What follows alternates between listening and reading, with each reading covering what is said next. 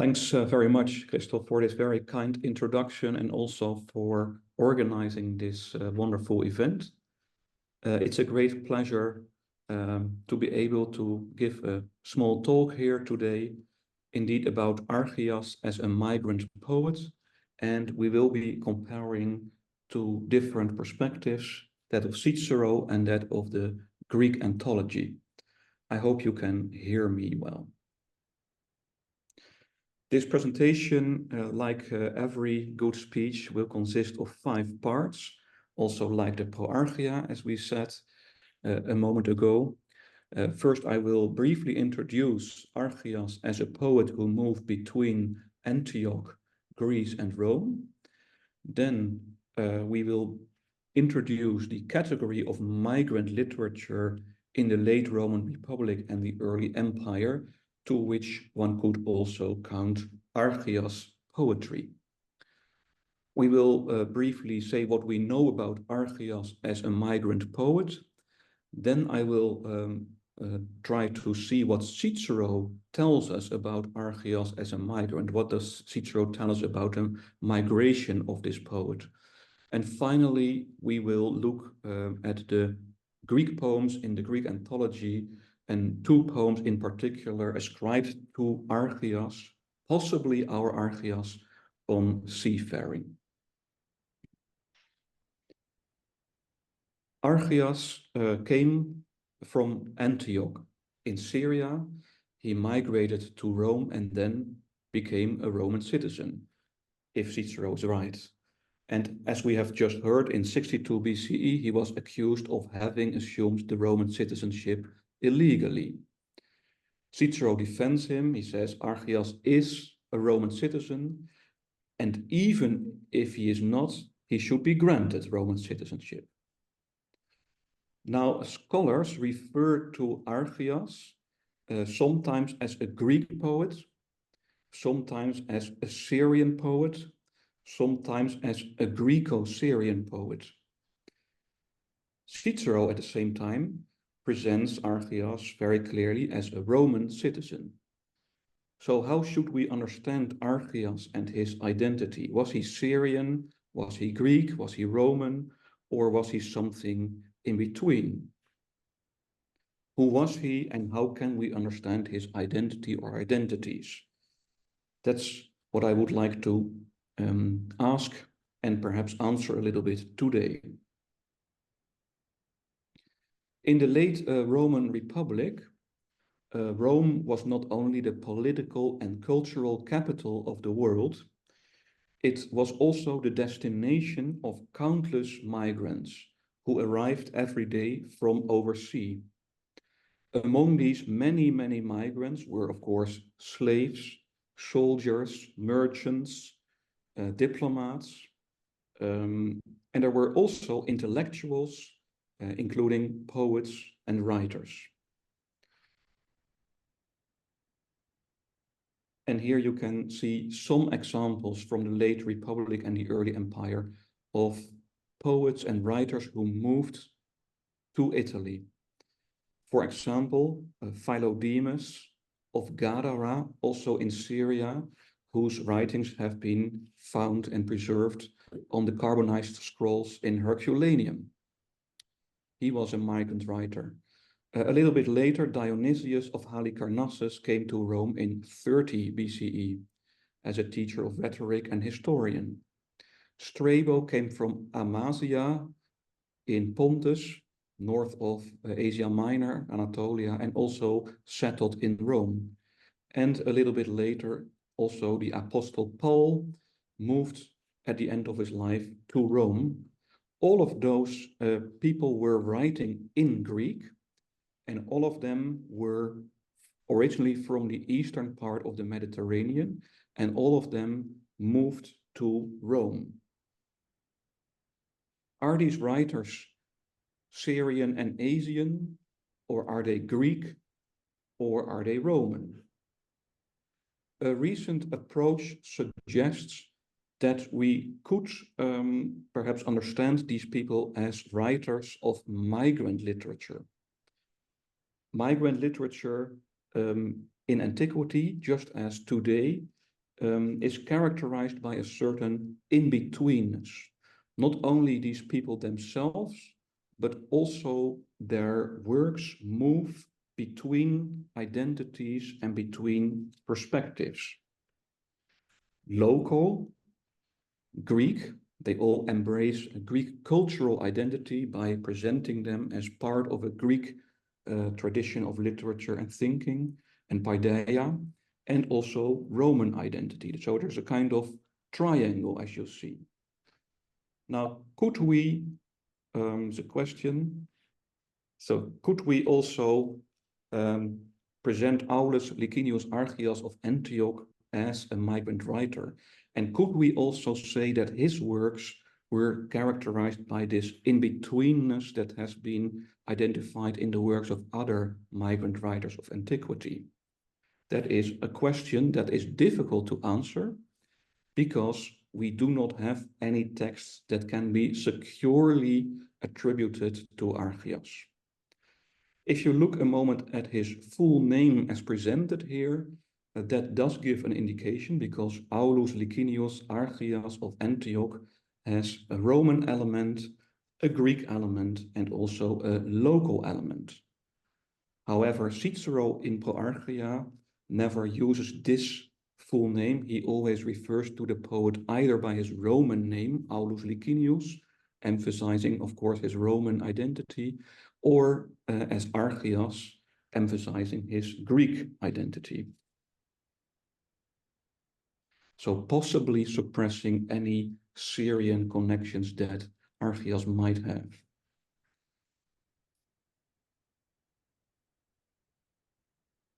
If we briefly look at Archias' life as reconstructed mainly from Cicero, as Henriette has a moment ago told us, we can indeed see that he led the life of a migrant. He was born circa 120 BCE in Antioch, part of the Roman province of Syria. He then traveled through Asia and Greece to Italy in circa 102 BCE. There he became a client of Lucius Licinius Lucullus, whose Gentile name he assumed. In 89 BCE, he would then have acquired the Roman citizenship.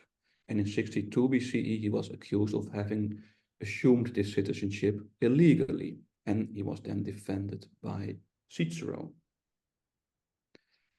And here you can see, again, the relevant places, Antioch, and of course Rome.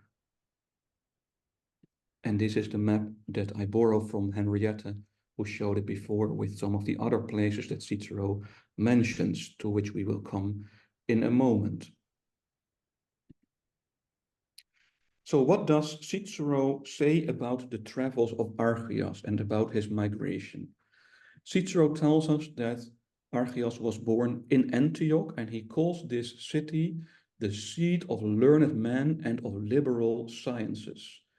Antioch was indeed an important center of Hellenistic learning, and Cicero here focuses indeed on the Greek character of the city, the connection with Greek paideia. Then he says that Archias moved over the world, and his arrival caused great enthusiasm in the other parts of Asia and over all Greece, in Ceteris Asiae partibus cunctaeque Graeciae. Then he moves to the south of Italy, where the people of Tarentum and Rhegium and Neapolis presented him with civic rights and with other gifts. And as you know, in the 1st century BCE, the south of Italy still had a very Greek character, and Cicero here connects Archias very clearly with this Greek culture in the south of Italy. Only then did he come to Rome, Romam venit. There the Luculli received him in their house, in domum suam receperunt. And a little bit later, having visited Sicily, again this Greek area with Lucullus in 93 BCE, he then received the citizenship of Heraclea in Lucania, again in the south of Italy, and then by the provisions of the Lex Plautia Papiria, he would indirectly have received the citizenship of Rome in 89 BCE. So in Cicero's presentation, Archias is mainly associated with Greek culture, Greek learning, and also, of course, with Rome, because that's the main argument that Archias is Roman. Here you can see another map of the south of Italy with Tarentum, Neapolis, Rhegium, and then Heraclea. So this is what Cicero says about Archias' travels. What does he say about the works of Archias, if we want to talk about Archias as a migrant writer? Well, he mentions three topics about which Archias wrote poetry. He wrote epic poems about the Cimbrian War, which was of course won by the Romans. He also wrote an epic poem about the Mithridatic Wars, also won by the Romans. And Cicero, very immodestly, of course, mentions that Archias had also begun to write a poem about Cicero's consulship, and he is now encouraging the poet to finish that work. So this list shows that Cicero associates Archias' writing with epic poetry. He is an epic poet of Roman glory, mainly. The Cimbrian and Mithridatic Wars and Cicero's consulship. And the associations that he evokes with the poets Ennius and Homer further strengthen this connection with epic poetry, of course. Ennius, at that moment, the most important and most famous epic poet of Rome before Virgil. So this is how Cicero presents Archias as an epic poet of Roman glory. He also says a little bit about the skills of Archias as a poet. He tells us that Archias was able to present and to compose variations on one theme. He says, "How often have I seen this poet go back and describe the same thing over again with an entire change of language and ideas. Commutatis verbis atque sententiis." Now, this skill of Archias will be relevant in our next step. Let us now leave aside Cicero for a moment and let us turn to a Greek source, that is the Greek Anthology. That is a collection, a very big collection of poems, Greek poems from many different centuries and ages. And this collection of poetry contains 37 epigrams that are ascribed to Archias. Unfortunately, the name Archias was quite common in antiquity, and there seem to have been various poets with that name.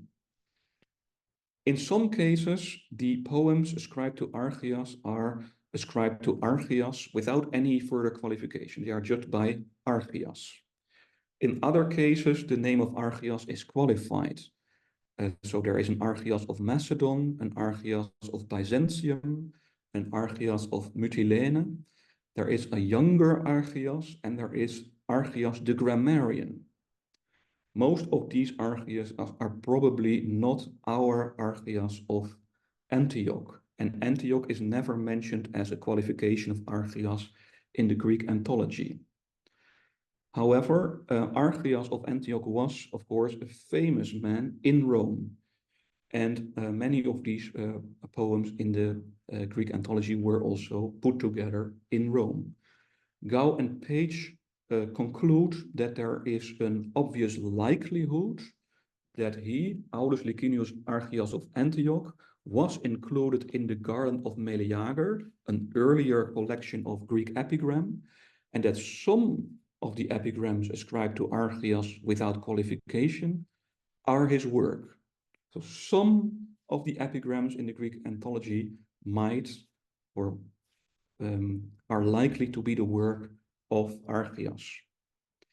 Helen Law, in an older article, even attributes a number of specific poems to Archias of Antioch, including two poems, 10.7 and 10.8, which I would like to read with you now.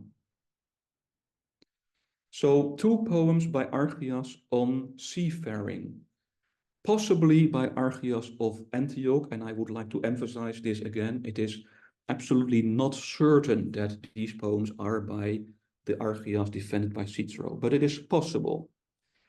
You can find them in book 10 of the Anthologia Palatina, numbers 7 and 8. In both poems, the speaker is a statue or a rock carving of the god Priapus, situated near the sea, and he is protecting travelers on the sea, seafarers. Now we know, of course, Priapus as a god of fertility, who is often represented with an enormous phallus. But he was indeed also the patron of seafarers and fishermen, anybody moving over the sea. We know that Archias of Antioch, defended by Cicero, sailed the sea between Syria, Asia, Greece, and Italy. So it is interesting to think of those poems and to speculate that they might be written by this Archias. But to be fair, I add that seafaring is quite a common theme in the Greek Anthology. So what I present here remains speculation. You might know Priapus in this form if you have ever visited Pompeii. You know that the house of the Vetii, there he greets us at the entrance, weighing his own penis. But he appears a little bit differently in the poems of Archias. This is the first poem, number 10.7. Tu de me cumo plegos episcope loyal Priapon. Me, Priapus, on this sea-beaten rock, the sailors placed as guardian of the Thracian strait, and often I hasten, stranger, as a swift helper to their call, bringing the delightful west wind down astern. Therefore, as is right, you will not see my altar without savor of sacrifice or wanting in garlands in the spring, but ever flagrant and alight. Not even a hecatomb is so pleasing to the gods as honor due. So we have here a Priapus on a rock protecting the sailors coming by. And he is protecting the Thracian Strait, which is the Bosporus, and he's bringing a west wind, which means that probably here he is protecting ships not so much going to Rome, but going to the Black Sea, because that's the direction they are going with the west wind. The second poem is a kind of variation of the first. And this corresponds to the skill attributed to Archias in the Pro Archia by Cicero, which was, by the way, not an uncommon skill, of course. Bios idein ho priepos ep aigia litida naio. Small to look at, I, Priapus, dwell on the breakwater by the beach, pointed, without feet, such as the sons of toiling fishermen might carve on the deserted shores. Yet if any fisher with net or line calls me to help him, swifter than the wind I rush. What runs over the water also I see. Truly it is from their deeds, not from their shape, that the character which demons have is recognized. If he says that he also looks over the things that run over the water, ta theonta kat hydatos, that is probably the ships of travelers. He first mentions the fishermen, and then the travelers. This is, as you can see, I hope, a humoristic variation of the first poem. Here, Priapus, carving on the rock, presents himself as small to look at, bios idein, and pointed, phoxos, which I guess refers to his erect penis, the attribute of Priapus, and without feet, apus. So it seems that the teenagers here, the sons of fishermen, as he says, have carved on the rocks a kind of penis with a face. And the joke is in the end of the poem, where it is says that it is from their deeds and not from their shape that demons are recognized. This penis may be small, bios idein, small to see, but it is very effective. Its deeds are very effective. So size doesn't matter, but effectiveness does. And such carvings on a rock as are described here indeed existed and are preserved from antiquity, as some illustrations might show. And I hope you are not too much offended by this. This is the carving in a Roman wall in Ampurias in Spain, which might be the kind of rock carving that we are seeing in the poem. And this is actually a relief from Pompeii, first half of the 1st century CE. So we have here 2 poems on seafarers, where Priapus is presented as protecting travelers on the sea. The reader, as a stranger, is addressed as traveler and seafarer. If these poems are indeed by Archias of Antioch, then the theme could be related, if we like, to the poet's own experiences on the sea between Antioch and Rome, so to his migration. At the beginning, I said that migrant literature in antiquity is characterized by a certain in-betweenness. So the question is, could we also recognize some in-betweenness in these poems? And I think to a certain extent we can. We have here a very Greek poem on a god who was originally worshipped in Asia Minor, Priapus, and who was now particularly honored in Rome. As you may know, Priapus was especially popular in Rome, also through the poetry of Ovid and Horace, and through the Carmina Priapea, the poets especially related to the god Priapus. That's a little bit later, of course. But he was to become very popular in Rome indeed. Now we see some interesting discrepancies between Cicero's presentation of Archias and the poems that I have just read from the Greek Anthology. Cicero presents Archias as an epic poet of Roman war victories. The Greek Anthology presents Archias as a composer, as I would say, as of frivolous epigrams concerning Priapus. So we could conclude from this that this Archias is not the same Archias as the one presented by Cicero. But that is not necessarily the only conclusion, because we should take into account the possibility that Cicero is presenting Archias with a rhetorical purpose in mind. It is more effective for him to present Archias as an epic poet, a poet of serious poetry of Roman war victories, than to associate him with small Greek epigram, especially Greek epigram concerning Priapus. So that could potentially also be explained from Cicero's rhetorical strategies. He is associating, of course, Archias with Rome and with serious poetry rather than with Greek playfulness. Now, to conclude, we might observe that Priapus and Archias have something in common. Both of them are migrants moving from east to west. The cult of Priapus indeed started in Asia Minor near the Hellespont, especially in Lampsacus.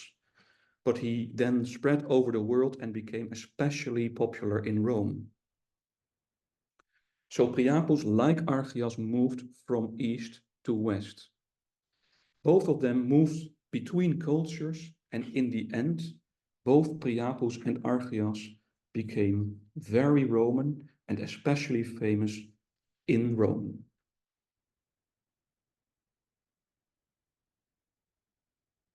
Thank you very much for your attention.